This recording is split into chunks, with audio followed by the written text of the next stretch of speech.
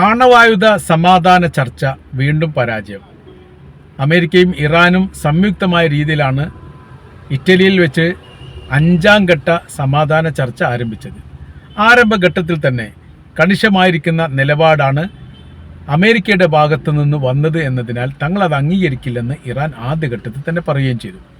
അവർ പറയുന്നത് പൂർണ്ണമായിരിക്കുന്ന ആണവ നിർമ്മിതിയുമായി ബന്ധപ്പെട്ട കാര്യം ഒഴിവാക്കണമെന്നുള്ളതും വലിയ രീതിയിലുള്ള പരിശോധന നടത്താൻ വേണ്ടി അന്താരാഷ്ട്ര സമിതി അംഗീകരിക്കണം എന്നുള്ളതാണ്. സമാധാന ആവശ്യത്തിന് വേണ്ടി ആണവായുധം നിർമ്മിക്കാൻ വേണ്ടിയിട്ട് അല്ലെങ്കിൽ അതിൻ്റെ സംവിധാനങ്ങൾ ഉപയോഗിക്കാൻ വേണ്ടിയിട്ടുള്ളൊരു കരാർ വ്യവസ്ഥ മുൻപ് 2015 കാലഘട്ടത്തിലൊക്കെ ഉണ്ടായതാണ്. ആ കരാർ വ്യവസ്ഥ പോലും അംഗീകരിക്കുകയില്ല എന്നുള്ളതാണ് അമേരിക്കയുടെ നിലപാട്. അതുകൊണ്ട് തന്നെ അമേരിക്കയുടെ ഏകാധിപത്യ പ്രവണതയോ സമീപനത്തെയോ അംഗീകരിക്കേണ്ട കാര്യം തങ്ങൾക്കില്ലെന്നും തങ്ങളുടെ രാജ്യത്തുണ്ടാകുന്ന നിയമവ്യവസ്ഥക്കനുസരിച്ച് തങ്ങൾ നീങ്ങുമെന്നും ഇറാൻ പറഞ്ഞതോടുകൂടി 5ാം ഘട്ട ചർച്ചയും പരാജയപ്പെട്ടു. വിട്ടുവീഴ്ച മനോഭാവത്തോടു കൂടി അമേരിക്ക സമീപിച്ചിട്ടില്ലെന്നും ഏകാധിപത്യ സമീപനമാണ് അവരുടെ ഭാഗത്തുനിന്ന് വന്നത് എന്നതിനാൽ തങ്ങളെ സംബന്ധിച്ചിടത്തോളം തങ്ങൾക്ക് കൃത്യമായ രീതിയിലൊരു നിയമ സംവിധാനം രാജ്യത്തുണ്ട്, അതിൻ്റെ തുടർച്ച ചെയ്യും എന്നുള്ളതാണ്. ചില കാര്യങ്ങൾക്കൊക്കെ ഒരു വിട്ടുവീഴ്ച അവസാന ഘട്ടത്തിൽ അമേരിക്കയുടെ ഭാഗത്തുനിന്ന് ഉണ്ടായി എന്ന് പറയുന്നു. അതിങ്ങനെയാണ്: സാമ്പത്തിക ഉപരോധമടക്കമുള്ള സംവിധാനങ്ങൾ തങ്ങൾ ഒഴിവാക്കും.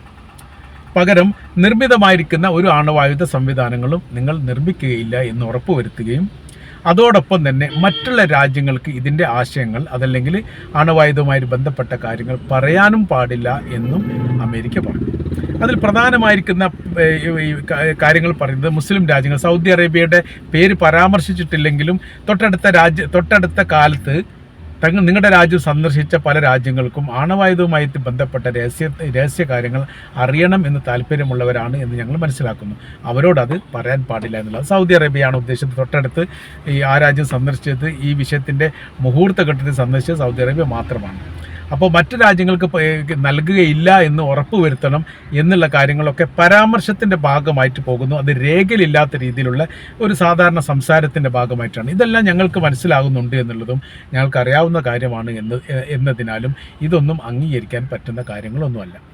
അതോടൊപ്പം തന്നെ ഒരു കരാർ ഞങ്ങൾ പാലിക്കാൻ തയ്യാറാണ് എന്ന് ഇറാൻ പറയുന്നു. അത് പറയുന്ന കാര്യം തുല്യമായ രീതിയിൽ ന്യായയുക്തമായ രീതിയിലുള്ള സമീപനം അമേരിക്കയുടെ ഭാഗത്ത് ഉണ്ടാവുകയാണെങ്കിൽ തീർച്ചയായിട്ടും ഞങ്ങൾ അംഗീകരിക്കും. അതെന്താണ്?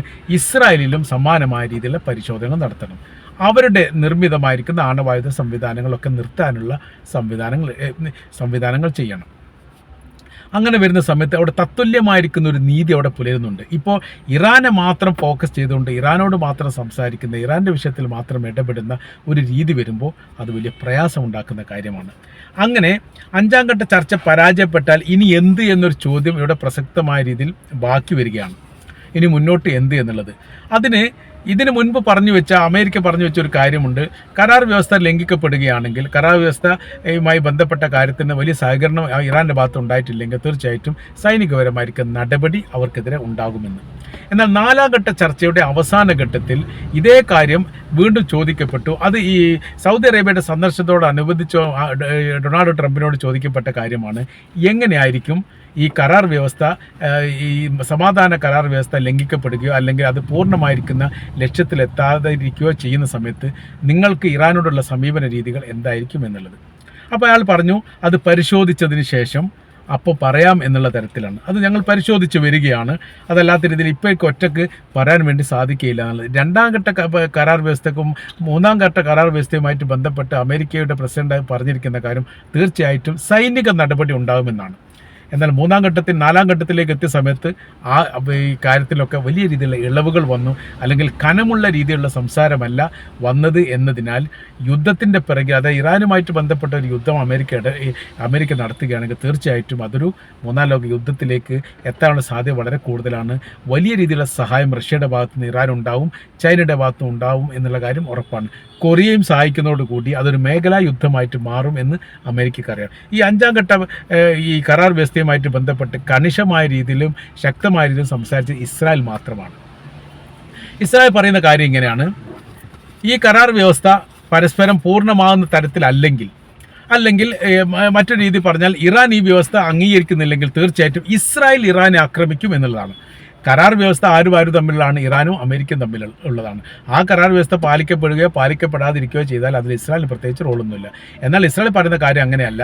ഇസ്രായേൽ പറയുന്ന കാര്യം കരാർ വ്യവസ്ഥ ലംഘിക്കപ്പെട്ട് കഴിഞ്ഞാൽ തങ്ങൾ ഇറാനെ ആക്രമിക്കും. അപ്പോൾ അങ്ങനെ പറയണമെങ്കിൽ, ഇപ്പോഴത്തെ രാഷ്ട്രീയ ചർച്ചയുമായിട്ട് ബന്ധപ്പെട്ട വിഷയങ്ങൾ പോകുന്നത് അങ്ങനെ ഇസ്രായേൽ പറയണമെങ്കിൽ തീർച്ചയായിട്ടും അതിൻ്റെ പിന്നിൽ ഈ അമേരിക്കയുടെ വലിയ രീതിയിലുള്ള പിന്തുണ ഉണ്ടാവണം എന്നുള്ളത് നിർബന്ധമാണ്.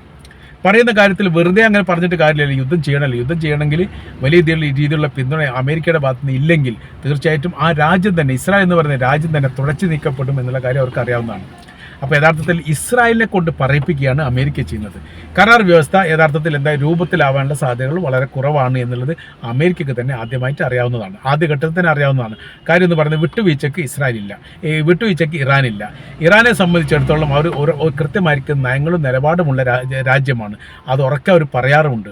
അപ്പോൾ അതുകൊണ്ട് തന്നെ അവർ വിട്ടുവീഴ്ചയ്ക്കില്ല എന്ന് പറയുന്ന സമയത്ത് ഇത് ലക്ഷ്യം കാണാൻ പറ്റില്ല എന്നുള്ളതും, എന്നാൽ ഈ വിഷയമായിട്ട് ബന്ധപ്പെട്ട് ഇറാൻ ആക്രമിക്കുന്ന സാഹചര്യം വന്നാൽ ഇറാൻ്റെ തിരിച്ചടി ശക്തവും ഭയമുളവാക്കുന്ന രീതിയിലുമാണ് എന്ന് അമേരിക്ക കൃത്യമായിട്ട് അറിയാവുന്നതാണ്. അവർ പറയുന്ന കാര്യം ഇങ്ങനെയാണ്: വല്ല കാരണവശാലോ ഇറാൻ ആക്രമിക്കുന്ന ഒരു സാഹചര്യങ്ങളും ഒരു അവസ്ഥയും ഉണ്ടായാൽ ഏത് തരത്തിലായിരിക്കും ഇറാൻ പ്രതികരിക്കുക എന്നുള്ളതിനെക്കുറിച്ച് ഞങ്ങളൊരു പഠനം നടത്തിയപ്പോൾ യഥാർത്ഥത്തിൽ ഞങ്ങൾ ഞെട്ടിപ്പോയി എന്നുള്ളതാണ്. അറേബ്യൻ രാജ്യങ്ങളിലെ പരമാവധി മേഖലകളിലെല്ലാം അമേരിക്കക്ക് സൈനിക താവളമുണ്ട്. ഈ താവളങ്ങൾ ലക്ഷ്യം വെച്ചുകൊണ്ട് അത് ആക്രമിക്കുമെന്ന് പറയുമ്പോൾ രണ്ട് പ്രശ്നങ്ങൾ അതിൽ പറയുന്നുണ്ട്. ഒന്ന്, നേർക്ക് നേരെ അറബ് രാജ്യങ്ങളുമായി ഈ അമേരിക്കയുടെ ബന്ധം തകരുന്നിടത്തേക്ക് കാര്യങ്ങൾ പോകും. മാത്രവുമല്ല, ഇറാൻ ഈ അറബ് രാജ്യങ്ങളിലെ സൈനിക താവളത്തെ ആക്രമിക്കുന്ന സ്ഥിതി വരും. അതിനൊരു ഉദാഹരണം അതിൽ പറയുന്നുണ്ട്. അത് ജോർദാനിലുള്ള അമേരിക്കയുടെ സൈനിക താവളത്തെ ഹിസ്ബുള്ള ഗ്രൂപ്പ് ആക്രമിച്ചതുമായി ബന്ധപ്പെട്ട ഒരു വിഷയമായിരുന്നു. 3 അമേരിക്കൻ സൈനികർ കൊല്ലപ്പെടുകയും 10-ലധികം പേർക്ക് പരിക്കേൽക്കുകയും ചെയ്തിരിക്കുന്ന ഒരു റിപ്പോർട്ട് ഏതാനും മാസങ്ങൾക്ക് മുൻപ്, ഏകദേശം 5-6 മാസത്തോളമായി റിപ്പോർട്ട് ചെയ്തിരുന്നു. അതിന് പ്രത്യാക്രമണം നടത്താൻ അല്ലെങ്കിൽ പ്രതിരോധം ഉണ്ടാക്കാൻ വേണ്ടി അമേരിക്കക്ക് സാധിക്കാതെ പോയി. 15 ദിവസം കഴിഞ്ഞതിന് ശേഷമാണ് യഥാർത്ഥത്തിൽ ഇറാഖിലുള്ള ഹിസ്ബുള്ള ഗ്രൂപ്പിൻ്റെ താവളത്തിന് നേരെ അവർ ആക്രമണം നടത്തുന്നത്. അതിന് 15 ദിവസമെങ്കിലും അവർ ആലോചിക്കേണ്ടി വന്നു എന്നുള്ളതാണ്. കാര്യം പറയുന്നത്, ഈ മേഖല കൈകാര്യം ചെയ്യുന്ന സമയത്ത് സൂക്ഷ്മതയോടുകൂടി ചെയ്തിട്ടില്ലെങ്കിൽ വലിയ അപകടം ഉണ്ടാകും. ശത്രുപക്ഷം അതിശക്തരാണ് എന്ന് മാത്രമല്ല, ഏത് തരത്തിലുള്ള യുദ്ധം ചെയ്യാനും അവർക്ക് മടിയില്ല, ഭയമില്ല, ആയുധത്തിൻ്റെ കുറവോ സാമ്പത്തിക കുറവോ ഇല്ല.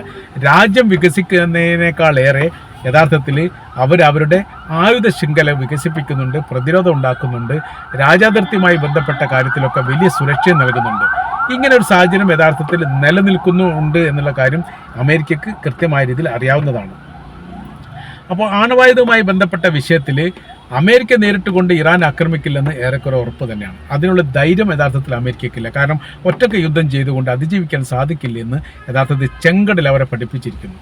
അവിടെ യമനുമായിട്ടാണ് അമേരിക്ക യുദ്ധം ചെയ്യുന്നത്. മാത്രമല്ല, യമൻ ഒരേ സമയത്ത് അമേരിക്കയും ഇസ്രായേലിനെയും ആക്രമിച്ചിട്ടുണ്ട്.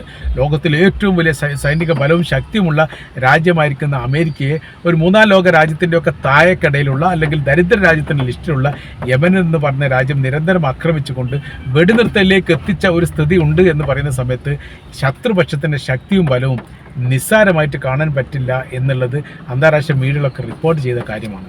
ഇപ്പോഴത്തെ സാഹചര്യങ്ങൾ നോക്കുന്ന സമയത്ത് യമനെതിരെയുള്ള തിരിച്ചടി ഇസ്രായേലിൻ്റെ ഭാഗത്തുണ്ടാവുമോ എന്നുള്ള കാര്യം പരിശോധിക്കുന്നു. ഇസ്രായേലിൻ്റെ ഭാഗത്തുനിന്ന് ഉണ്ടാവാനുള്ള സാധ്യത വളരെ കുറവാണ്. കാര്യം എന്ന് പറഞ്ഞാൽ ഇസ്രായേലിന് കൃത്യമായ രീതിയിൽ അറിയാം ഇറാൻ ആക്രമിച്ചാൽ തിരിച്ചടി ഉണ്ടാവും എന്നുള്ളത്. ഏത് ഭാഗത്ത് എങ്ങനെ ഏത് തരത്തിലെന്ന് ഒരിക്കലും പറയാൻ വേണ്ടി സാധിക്കില്ല. അതുകൊണ്ട് രണ്ടും കൽപ്പിച്ചുകൊണ്ടുള്ള ഒരു ആക്രമണം ഇറാന് നേരെ നടത്തുക എന്നുള്ളത് പോലും യഥാർത്ഥത്തിൽ സാധ്യമായ കാര്യമല്ല എന്ന് വിലയിരുത്തുന്നു.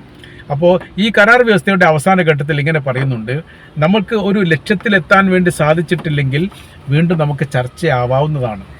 6ാം ഘട്ട ചർച്ചയാണ് അതിൽ ഉദ്ദേശിക്കുന്നത്. 5ാം ഘട്ടം കഴിഞ്ഞതിന് ശേഷം 6ാം ഘട്ട ചർച്ചയാവാം. അപ്പോൾ ചർച്ച ചെയ്തുകൊണ്ട് നീട്ടിക്കൊണ്ടുപോകുക എന്നല്ലാതെ പ്രശ്നപരിഹാരവുമായി ബന്ധപ്പെട്ട കാര്യത്തെക്കുറിച്ച് എവിടെ ഒരു ഏകോപനത്തിലെത്തുന്നില്ല എന്നുള്ളത് യാഥാർത്ഥ്യമാണ്. ഇപ്പോഴത്തെ സ്ഥിതി അമേരിക്കയെ ഇസ്രായേലിനെ സംബന്ധിച്ചിടത്തോളം 2 രാജ്യങ്ങൾക്കും വലിയ രീതിയിലുള്ള സങ്കീർണമായിരിക്കുന്ന കുറേ വിഷയങ്ങൾ നിലനിൽക്കുന്നു. അതിൽ പ്രധാനമായിരിക്കുന്ന കാര്യം ഇറാനെ ഒതുക്കാൻ വേണ്ടി അവർക്ക് സാധിക്കുന്നില്ല എന്നുള്ളതാണ്. ഏത് തരത്തിലുള്ള ശ്രമങ്ങളും ബുദ്ധിപരമായിരിക്കുന്ന പല നീക്കങ്ങളൊക്കെ നടത്തിയിട്ടും അവിടെ നിന്നെല്ലാം യഥാർത്ഥത്തിൽ ഇറാൻ എന്ന് പറയുന്ന രാജ്യം രക്ഷപ്പെട്ടു പോവുകയാണ്. മുൻപത്തെ പോലെയല്ല. മുമ്പ് അമേരിക്കയുടെ നയങ്ങളും നിലപാടൊക്കെ പ്രഖ്യാപിച്ചു കഴിഞ്ഞാൽ പരമാവധി രാജ്യങ്ങളൊക്കെ അതിന് പിന്തുണ നൽകുന്ന സ്ഥിതി ഉണ്ടായിരുന്നു. ഇപ്പോൾ ചെറിയ കുഞ്ഞു രാജ്യങ്ങൾ പോലും അമേരിക്കയെ വെല്ലുവിളിക്കുകയും അവർക്കെതിരെ യുദ്ധപ്രഖ്യാപനം നടത്തുന്ന ഒരു സ്ഥിതിയിലേക്ക് മാറിയിരിക്കുന്നു എന്നുള്ളത് യഥാർത്ഥത്തിൽ അമേരിക്ക ചെറുതായിട്ടൊന്നുമല്ല ഭയപ്പാടുണ്ടാക്കുന്ന വലിയ രീതിയിൽ തന്നെയാണ്. കാരണം അവരുടെ നിലനിൽപ്പുമായിട്ട് ബന്ധപ്പെട്ട വിഷയത്തിൽ യഥാർത്ഥത്തിൽ ഇറാൻ ഇടപെടുന്നു എന്നാണ് ഞങ്ങൾക്ക് മനസ്സിലാക്കാൻ വേണ്ടി സാധിക്കുന്നത്. അപ്പോൾ ഇറാൻ്റെ ഇടപെടലുകൾ മറ്റു ലോകത്തിലുള്ള ഒരു സൈനിക ശക്തിക്കും സാധിക്കാത്തതാണ് എന്നതിനാൽ അവരുമായിട്ടുള്ള സമീപന രീതികളൊക്കെ സൂക്ഷ്മതയോടുകൂടി വേണമെന്നുള്ള ഇൻ്റലിജൻസ് റിപ്പോർട്ട് യഥാർത്ഥത്തിൽ യാഥാർത്ഥ്യമാണ് എന്ന് ഇപ്പോൾ നമ്മൾക്ക് മനസ്സിലാക്കാൻ വേണ്ടി സാധിച്ചിരിക്കുകയാണ്.